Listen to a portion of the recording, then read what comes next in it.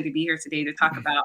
I'm kind of weird because I actually like interviewing. So I'm excited to be here today to talk about it with you, Doug.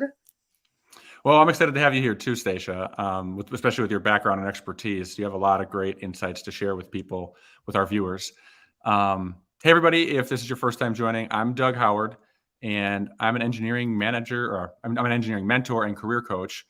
And I don't believe that any engineer should be limited by non-engineering skills like interviewing, networking, relationship building, or people skills.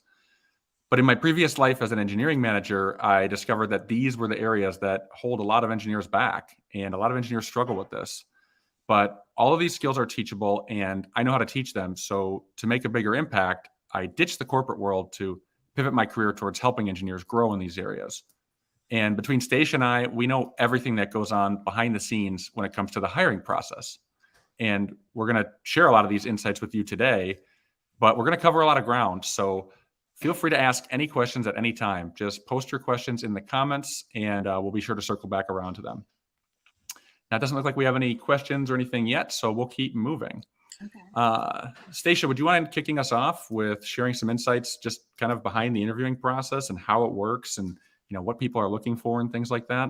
Sure. I think what I'll start with is what I've observed when talking to people, when talking to my clients about like interview prep and things of that nature.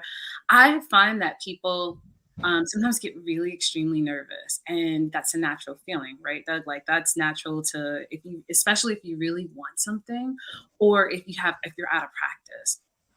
It is a natural. Nobody likes being like cross-examined. It just kind of feels uncomfortable. And I imagine a lot for your audience too. I don't know. Doug and I like do these like personality assessments and things of that nature. And so like, I wonder if the personality profile for your audience is more like introverted, meaning that maybe they don't like the spotlight on themselves. I don't know. I'm spitballing on that one. Would that be I don't want to typecast, but I will say it's more, in my experience, the places I've worked and the people I've met and the clients I've worked with who are engineers and technical backgrounds, they tend to be more on the introverted side, but I don't want to say it's, one size fits all. That's fair. No, and of course it could never be. So what I have done to kind of quiet my nerves, and what I tell people, you said the perfect interview, and what I just want to give people the understanding of, like, I'm going to give you guys all the tools and all of that great stuff, but what I want you to understand, that perfect is a feeling that you feel in this particular situation. And I'm going for comfort and confidence, right? And so when you are interviewing, I think if you start off with the understanding that someone has already read your resume, so they already think you're qualified for the job. So when you walk in, you can actually have that confidence that, like, I'm qualified. You're not actually trying to convince them of your qualifications. I would say maybe like the second year in my career, I had the privilege of being like paired with somebody who was like a senior leader at the organization. And it was like through an affinity group. And an affinity group, for those who don't know, is it's a program. It could be based on some type of diversity, some kind of like either like you're a veteran or you identify. For me, I was in the African American ERG group, and there are other ones that are listed there as well. But I was in this group, and I got a chance to meet with this senior leader, and he told me that he will hire a smiling face any day of the week. He said, because a lot of skills can be taught. Now, the space that I'm in is heavy on relationship building, heavy on you have to have a lot of skills, but they might not be the same hard skills that are there. But what I will tell you is that people want to work with people that they get along with. People want to, or at least that they respect. And so when you're having the interview, in addition to like them following up on some information on your resume, what they're also looking to see is this somebody that I can work with? How are they thinking? Let me, and they gauge that by a lot of different things. So I kind of just want to get started with ways to prepare yourself, and then kind of expound upon that as we go. So Before you continue, Stacia, I'll just say, as a former engineering manager, this is true for engineering and technical jobs too. okay. This isn't just for, a sales job where, you have to be bubbly. I'm not saying you have to be bubbly, but like, engineering managers are people, Mhm. and people like people who are personable and relatable. In the interview, you're not really selling them on your technical skills. You're selling them on how, they make you feel. Do they have a good feeling about you? That's how they make the decision to hire. Yeah. It's not a pragmatic, logical decision. It's no, I feel good about this guy. I don't feel good about that guy. I mean, that's what it really, right, Stacia? That's kind of what it boils down It's a to. puzzle. It's a puzzle because unless you're starting the team, right? There are already existing members of the team. The Hmm. hiring manager already knows certain personalities, and what they're either they're looking for balance, right? They're looking to balance out certain personalities. They're looking to balance out certain strengths, and when they have an interview, they're looking at you to see like how does this person fit? And there are ways that you can get across how you would fit. And I would start, and this is an exercise in the workbook as well, Okay. but I would actually start with having a true understanding of yourself and what you want. And you want to have knowledge of the organization. So, off bat, you want to go ahead and write down three things um, that you have knowledge about either the organization or the interviewer so that you have it in the back of your head so that you're not searching for answers, that you're not searching for anything of that nature. I would So, what also do you what do you mean by information about the organization? okay, information about the organization. If I'm applying to Doug Howard Consulting or coaching, We're hiring now. No, we're not. what I would want to know is about the mission statement. I would want to know like why this person or why this company does the things that they do. I would want to know what of my past experience aligns with that. And I would, and if they're in the news, I'd want to kind of have an understanding of how they're change, what makes them newsworthy, what they're doing in the space that they're in or the industry. So that's another knowledge, like knowledge of industry. You want to know what you want to be able to write down three things that are happening in your industry that are top of mind, that people want answers to or trying to fix or things of that nature, so that they know that after you leave work,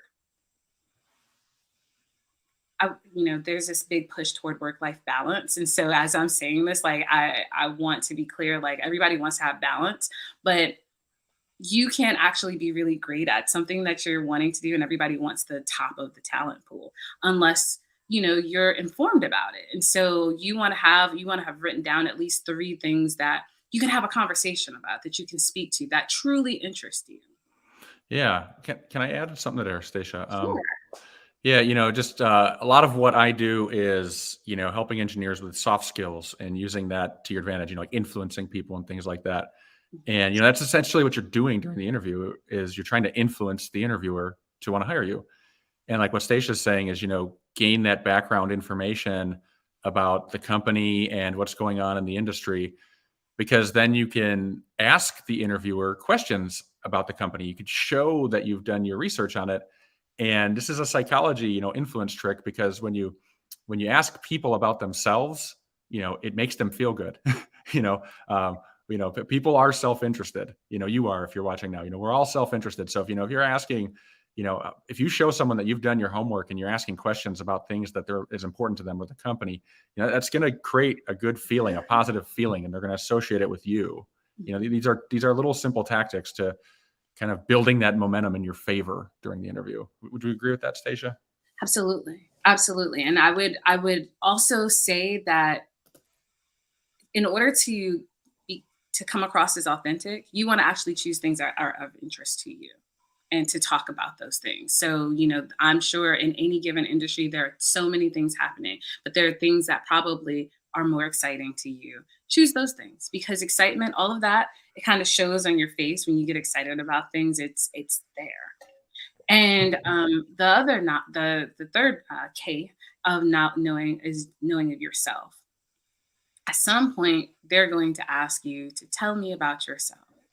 And in the workbook, we have like list out like 3 things that you know about yourself right off the bat. I can tell you that in my professional life and in my professional life and in my home life, I am always looking to improve a process. I like to sit, I like to take it in. I honestly am looking for efficiencies every step of the way.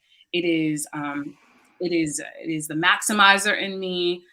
When I actually sit to do it, I want to do it and I want it to be done well, done fast, or but like when doing it fast, I'm not trying to make mistakes. So like if it takes me a day to figure out a more efficient way to do it, I'll take the day to figure out what it does so that I only had to take that one day and then going forward. I like genuinely family, friends, coworkers will say the same thing over and over again. If I'm at the Starbucks and I'm wondering, like, why is the line when there's 7 people? Everybody's been there, right? When there's 7 people behind the counter, and you're like, wait, why is this line so long? Like, this person Yeah. can do this person can do that. That's how my mind works all the time.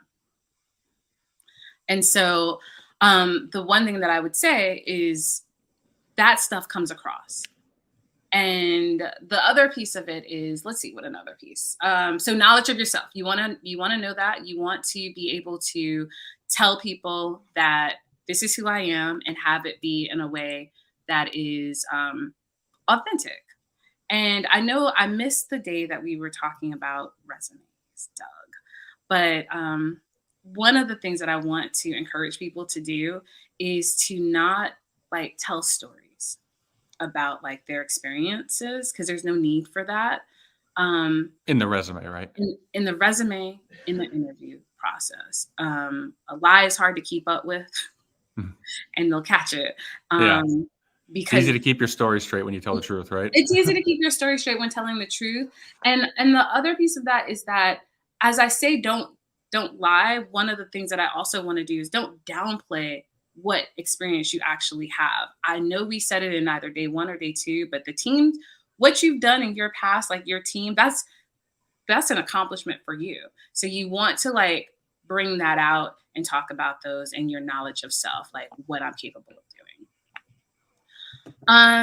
The other thing is that when you're applying for a job and you have the interview and you're trying to prep for the interview, I want to have people really take a look at the job description. That job description is a cheat sheet. Like, it is the best cheat sheet. If you want to know what questions they're going to ask you, most job interviews, and I'm sure with tech, there's probably a tech component to an interview process. Doug, is that right? Is there? Oh yeah, yeah, Okay. yeah. So you'll have to prepare for that. But Well, I there's should say it varies. It's not a given, but yeah, it is common. okay. So there's that, but the actual verbal conversation is going to be behavioral based, because as I mentioned earlier, people are looking for people who they can work with. And so if you're looking at the job description, what I'd love to do is I'd love to kind of talk to you a little bit about the STAR model. And then I'd like, Doug, I know that we've talked about like having a job description. I know Yeah, you'll I'll put pull that that up. on the screen. Okay, Here's a generic job description for a software engineering role. perfect. So what I'll do here is I'll tell you that when you're answering when you're looking at the job description, you want to take a look, and I'm gonna look at let's say bullet point number 1, develops information system by designing, developing, and installing software solutions. Stacia, before you continue, I just want to get everyone's attention here. This is my mind was blown when Stacia showed me like this. It's so simple, but it's so powerful. So make sure you're paying attention to this tip Stacia gives you. This one, thanks, Doug. This one is like, so you look at that first bullet and then you put tell me about a time when you developed information systems by designing, developing, and installing software solutions.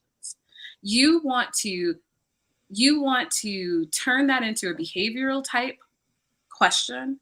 And you, as the person who's being interviewed, want to be able to answer that question using the STAR model. And this is in the workbook, but the STAR model stands for situation, task, action, and result. For every question that you answer, you want to be able to tell them the story. Tell people a story about like what you've done. That's the situation. Tell them about the task that was at hand that you had to actually kind of work through and get through. the actions that you took. So even if it's part of, even if, even if like your team did something, like there was something that was individual to you. Talk about the actions you took to get the desired results. And here's another trick too. Because we're human, it's okay to talk about within reason, right? Like you want 90% of your things to be like the glowing results that actually occurred. But there are sometimes when things don't work out the way that they need to work out. And everybody understands that that you could have all the goals in the world, but some things are outside of your control. And what somebody is looking for when a question is posed to you, tell me about a time that you,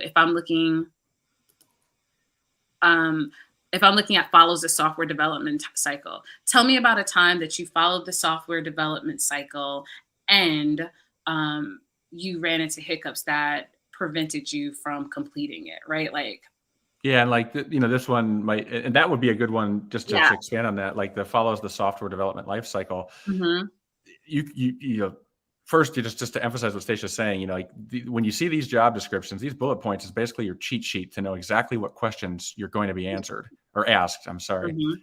And when you get ones like this, that's pretty generic. Follows the software development cycle, right? That's pretty generic. That's a great one to expect that question, and you can take that answer wherever you want it. You can use that to, tie in something else you've done. Maybe there's a story you want to make sure you share during the interview about yourself. Find a way to tie that to, in this example, one of these more generic, bullet points. Follows the software development cycle. These are great ways to kind of have I don't want to say predetermined, you want to be natural, but if there's key points you want to get in there, you can slide them into these generic bullet points like this. Yeah. No, Doug, that's 100%. And the thing that I wanted to say is if your result doesn't end, all results are positive. That's what I want to say. So even if like you missed a goal and they ask you about that, like tell me about a time there was a hiccup and you weren't able to reach XYZ, what they're looking for in that kind of questioning is to know how did you recover? Because things not going your way, like everybody knows that's a Monday. That's any day that ends in a Y. So it's not really about if it always goes your way. It's about, but what did you do to keep the ball rolling toward the overall goal that you want to speak to? And so like with that, like I can sit here and I could talk all day long and kind of talk about how you should do this and this, but what I really want to get across is that you're a person, and you want the fact that you're a person to come across, because you should walk into the room confident that you're qualified, because otherwise you wouldn't be there, right? And you want to be able to answer the questions based off of your experience, and they're your experiences, and no one else can tell that story better than you. And Doug, you said that you want to walk in there and you don't want it to be predetermined. But I would say that you should actually walk in knowing the story about yourself that you're actually trying to share. So when Yeah. you look at your resume, when I look at my resume, I know the things that I'm most proud of, right? I can speak to everything on there, but there are some things that I am most proud of. I am most proud that I had, that I helped like launch a portal. I am most proud that during a very difficult time that I helped, with departmental changes. I am most proud about the times where, maybe things weren't going great on a team that I was on, but I was able to like switch it up by listening and doing those things. You want to know the story. And if you go back to the three Ks, like know yourself, you want to know what you want them to walk away with. And so I guess, if you sum it up, you want to be natural. Of course, you want to be prepared. And these hopefully are some tips that help you get prepared, but you want to walk in comfortable and confident. Yeah. And I feel like, doing like this little tip that Stacia or exercise that Stacia showed, where, you're taking the job description and you're flipping it into behavioral questions that you can expect on the interview. that should give you a sense of confidence going into the interview too. It's part of what makes an interview so uneasy is like, you don't know what to expect. Right. I don't know what they're going to ask. How am I going to answer this? Am I going to sound awkward when I stumble on my answer? Like, these are the things that you're really nervous about. It's not, you're not confident in your skills or anything like that. So, it kind of calms the nerves a little bit to just give yourself peace of mind, knowing like these are the questions you'll be asked. It's not and a whatnot. So Okay, should we worry too much about, so Bradley is asking, should we worry about too much about the details? It may get boring. No. Oh, so details. When you're telling your story, so this is good. This is a great question, right? When you're practicing these behavioral questions at home, you do want a succinct answer. And the key to an interview is the person who's talking more is the person who thinks the interview is going the best. And none of your answers should really, like, aside from tell me about yourself, none of your answers should last longer than 2 minutes. So hopefully that kind of helps. You should get in enough details. Like if you have the situation, the task, the action, and the result, right? Like those automatically honestly start to flow the more comfortable you get with that. But no answer really should last longer than 2 minutes. And when you're practicing at home, you should do that. And at the end, and I know, Doug, you're going to go through some questions that like you should definitely ask. But one of my key questions is, is there anything that you want me to expand upon? Is there anything that, my key question, is there anything that prevents me from moving to the next step? But that one takes a lot of practice, but I'm going to talk about that. Yeah. That should keep it from getting boring, Bradley, if you keep your answers to under 2 minutes and you leave room for the other person to have conversation. Because the best interview is not one that goes, tell me this, you answer. Tell me this, you answer. It's the one that starts to feel like a conversation. So you really want to, as best you can, a lot of people save their questions for the end, but you might even want to pepper some throughout. Like, so this is what I'm doing. Is this what you guys do here? Like, so it's a conversation. Yeah. Conversation is key. I'm going to actually come back to that in a second. Keeping the interview as a conversation. But another thing I wanted to just say that, like, this is my thoughts on, as far as like Bradley's comment of too much detail, or, sharing enough, but not enough, what's that line? I think a good practice, whether it's an interview or whether, you're just communicating with managers in general, whether, you're on the job and communicate with managers, a good communication style is, to stick to the minimum amount. I don't want to say the minimum, but like keep the communication concise and let them ask more questions, tell them, answer their question, but then they'll ask you for more information if they want to know more. Don't leave out important, include the things that you think really sell you, but keep it limited to that. And then if they want to know more, if they want, tell me more about your AutoCAD experience, then, that's your opening to expand and info dump, so to speak. And Doug, if I can add to that, like the geek in me, the communication geek, that's what I majored in, guys, interpersonal communication. The geek in me is like 90% of communication is nonverbal. And so what you want to really be focusing on is like, if they're nodding their head in agreement, I mean, that's a great sign. If they're showing blankness, that is a great indication that you may want to say, did I answer the question the way, 100%? Like acknowledge if you're going on a tangent. I like to, you guys are familiar with the movie Pretty Woman. I'm sure everybody is, but there's a director's cut to that. Come on, Doug. I know you've seen it. I mean, I've seen it, but anywho, that's not. I can't admit this on live broadcast. All right. But there's a director's cut on there, and it is about a particular scene with Richard Gere and Julia Roberts. And Julia Roberts is a little bit taller than Richard Gere, and in one of the scenes, he goes, "You're tall." He points it out.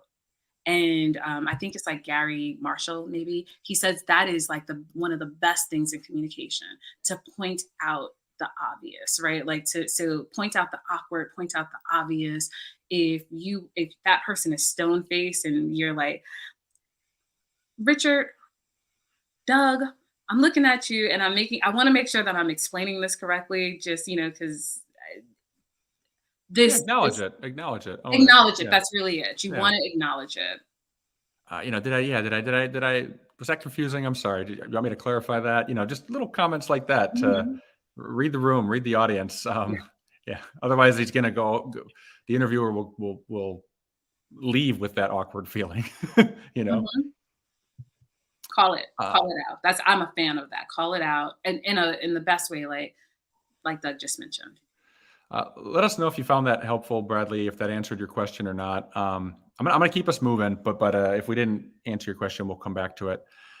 So speaking of like conversations, right? Stacia said you want this to be conversational. You don't want this to be like back and forth, passing a volleyball or something like that. You know, the biggest mistake that people make during an interview is that you let the interviewer drive the conversation. And it's just kind of like implied, like, well, I'm here to answer questions. So you don't really like do anything to change that dynamic. After the initial introductions, the interviewer drives the rest of the interview by rattling off questions at you like an eyewitness on stand in a jury trial. But if you want to crush your interview, you need to take control of driving the interview yourself. And you want to turn it back into a two-way conversation, like Stacia's saying. And the easiest way to do this is by asking 4 types of questions throughout the interview. At the beginning, you want to ask what I call connector questions. So with these questions, your goal is to establish a connection with the interviewer by finding a shared interest. Doing this makes the interviewer feel like you're personable and relatable. And more importantly, it gets them to open up with you, and they start to view you in a different light. And so instead of viewing you objectively, they actually develop a positive bias towards you. And it's all subconscious. This is human influence, human psychology tactics. They don't even realize it, which is why, asking connector questions is really important at the beginning of the interview. And a few examples of connector questions, these are a little like half personal, half professional. So like one would be, how long have you worked at this company, and what brought you here? That's a good example. Or what do you enjoy the most about working here? When you ask these types of questions, listen closely to their answers, because they're going to share a little bit about their professional self, but a little bit about their personal self. They might say, well, I moved here because I wanted to be closer to my family, or something like that. And so when you're listening to their answers, look for something that you have in common with the interviewer, or look for something that you admire or find interesting about them. So if, like I said, if they say they took this job because it allowed them to spend more time with family, you could respond by saying, I really admire that, because family is really important to me too. And this is the first time I've ever heard someone share something like that with me in an interview. It's kind of a way to kind of give them a compliment, to show them you admire them or appreciate them, or to talk about something you have in common. You want to do this right away at the beginning of the interview, because that kind of gets that confirmation bias going in your favor. I don't know if you have any thoughts on that, Stacia.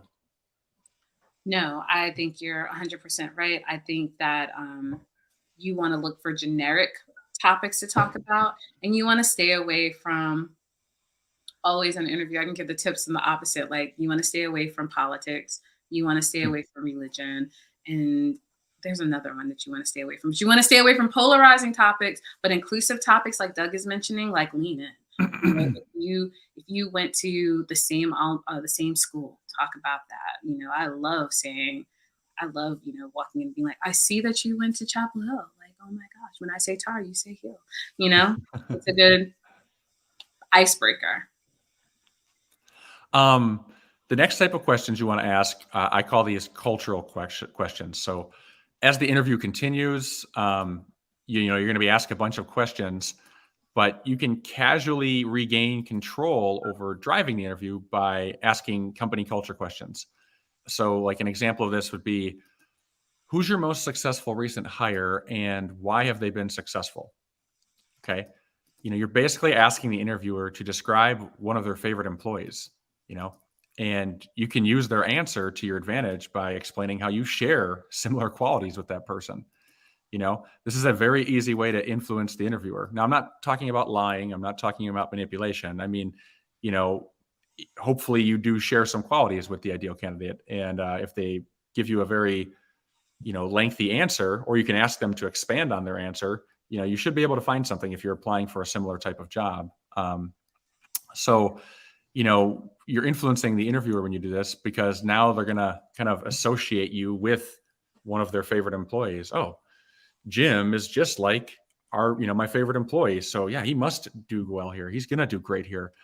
I know it sounds silly, but this is how hiring managers, it's all subconscious, that it's all about gut feeling. It's all about, who gives me the better feeling in this interview. And these are the things you got to do to establish that rapport.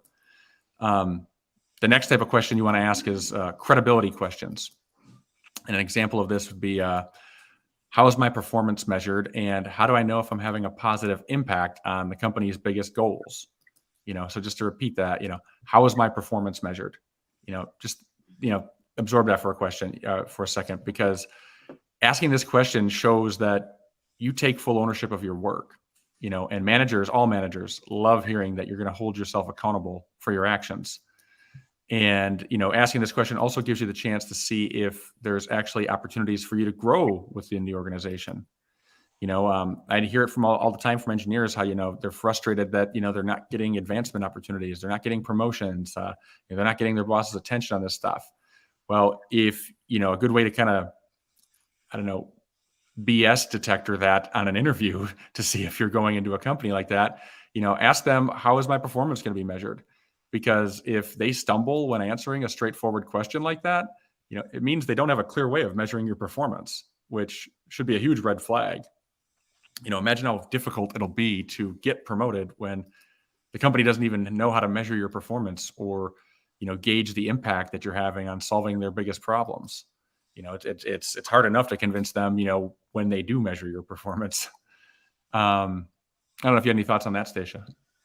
No, I mean, I think holistically what you're saying is 100% right. Like another way of that I speak about this is on the 30, 60, 90-day plan. Like what does success look like at the 30, the 60, and the 90-day mark?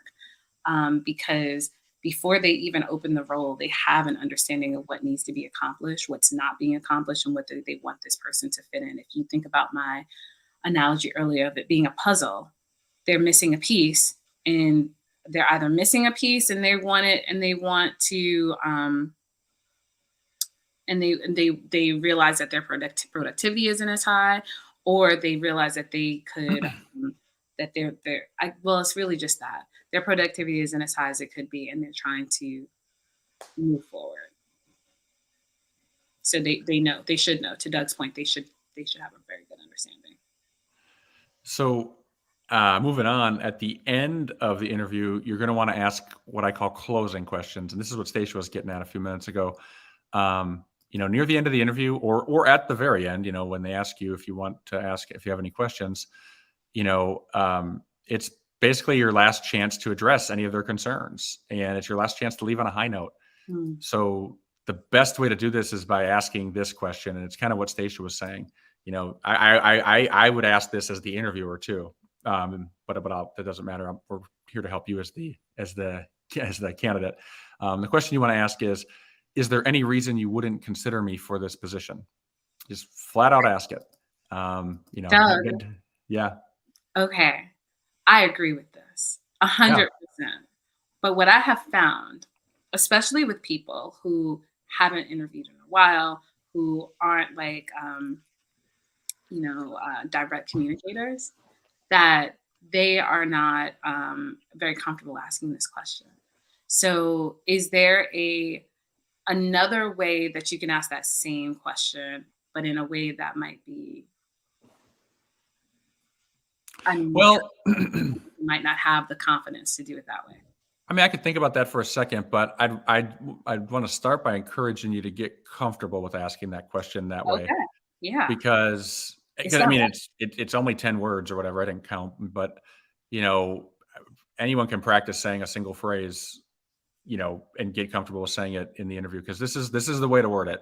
It shows, directly. It shows that you have confidence to ask a question like that, and it puts the interviewer in a good way on the spot. They're going to respect that. They're going to say, well, we have. I'm just making this example up, but Well, I'm a little concerned that, you only have 1 year of experience with Python, or, you haven't touched these things.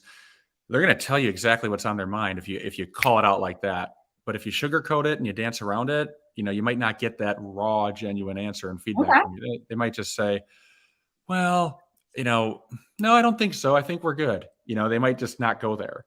I think you want to get it right to the point. And if you're not comfortable with asking it, this is something that people like, professional speakers do. Just practice saying that statement in the mirror a few times, going into your interview, or, the day I before love or how something you like that. prefaced it. You were like, it's only, you didn't count it, and so I'm taking your count on here, but it's only 10 words. Like when you break it down in that way, that it's only X amount of words. I just wanted to ask that question because, especially if you're going right back in. But I agree. I think it's the question to ask. Guys, I convinced Stacia of this, which means it has to be right. I mean, it didn't take much. I agree with you. I've just heard from some of my clients Yeah. that like, they're not as like, It's tough. I'm not gonna lie. I'm not gonna act like it's just, easy. It does take some nerve to ask that question. But I'll say, as the hiring manager, as the interviewer, I was never offended by it. Like if someone asked a question like that, I was like, okay, I like this person. They're thinking on the next level. mm-hmm. They're a communicator. They know how to, relate with people. They know how to make sure they're understood. And these are important skills. A lot of times engineers kind of just think their technical skills do the talking for them, but they don't. In order to be effective, you need to be a good communicator. You need to be able to work with other people on the team. You need to stand your ground. You need to be assertive. And asking this question at the very end, leaves you on that note showing like, okay, it's the last impression they're going to have of you. So, I mean, if you take one takeaway from this whole live stream today, I would say asking that question, because it does give you the chance to put their concerns at bay. Any other thoughts on that, Stacia, before I move on? Absolutely not. Okay. And then if you're watching us now, is there any questions on that? Let us know in the comments. We'll circle back around in a minute to check. And if you have any questions on anything we've covered, let us know, or you can send us a DM later too, if something comes to you later. But since we're running a little long, I'm going to keep us moving here. Okay. So let me see here where we left off. And I'll see if we have any comments here. We want to make sure that you're finding these interview tips, insights helpful and useful. We want to make sure we're hitting on the right points. With so many people, recently laid off, that's why we're doing this, is we want to make sure we're helping. But if you're still feeling overwhelmed by your job search, let us know in the comments. Let us know if there's anything else, if you're not feeling, if you missed our resume live stream earlier, are there any questions related to anything in your job search? And while we're waiting for comments, I'm asking this question because there's going to be a lot of job opportunities opening up in the new year. Companies, typically, not all companies, but a lot of companies close their budget, around Thanksgiving, and they, and plus with the holidays and hiring managers on vacation and whatnot, there's not a lot of movement in the in the job market, I should say, in openings until the new year. But there are going to be a lot of job openings up in the new year. I'll come back to that in a second. I see we got a comment here. Can you repeat the phrasing of that closing section? Yeah, for sure. We got, is there any reason you wouldn't consider me for the position? Is there any reason you wouldn't consider me for this position? But continue with what I was saying, with over 100,000 people recently laid off, the odds are stacked up against you. It might feel that way. But if you want to gain the advantage over your competition, you're going to want to sign up for my Job Hunt Bootcamp. This program gives you all the tools you need to zero in and capture in on finding your perfect job. And I'm going to put some details up here so you can see what's included in the program. But, the whole purpose of this program is that, so you leave it, and by the end, you're able to, find the right hiring managers, recruiters, and opportunities, and, learn how to create resumes that land interviews. And you're going to enter each interview with confidence, and you're going to leave each interview expecting an offer. Here's what's included in the program. I have it up on the screen. It's 5 90-minute workshops, one each day over the course of a week. So it happens that quick. We just get in and out in the course of a week. Monday, we're going to streamline your job search, show you some techniques for finding the right opportunities, as well as connecting with the right people to attract opportunities to you. Tuesday, we're going to focus entirely on resumes and getting the right keywords in your resumes so that you're breaking through the ATS system. Wednesday, we're going to teach you how to use LinkedIn for building your network and actually being found by recruiters and hiring managers. Thursday is going to be all about interviewing, driving the interview and securing the offer. Everything you need to know, what questions you should prepare for, what questions you should ask, how you should present yourself, every little thing you need to know. And then Friday is negotiating the best offer. The first offer is the worst offer. That's what I tell everybody. There's always room to negotiate, whether it's in salary or vacation times or other benefits. There's always room. And a lot of people leave this on the table.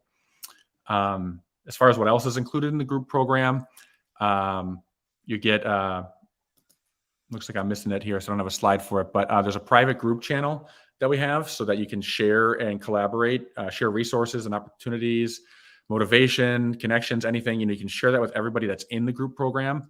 And you can also ask questions to anybody, including me, outside of the workshops.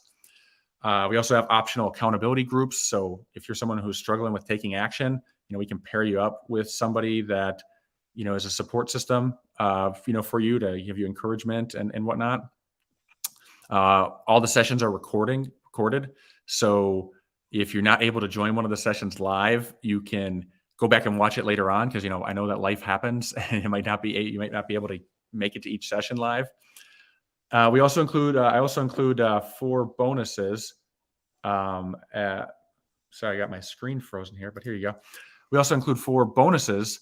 We give you the 360-degrey interview prep toolkit. This is an intensive workbook that gives you all the things you need to prep for the interview.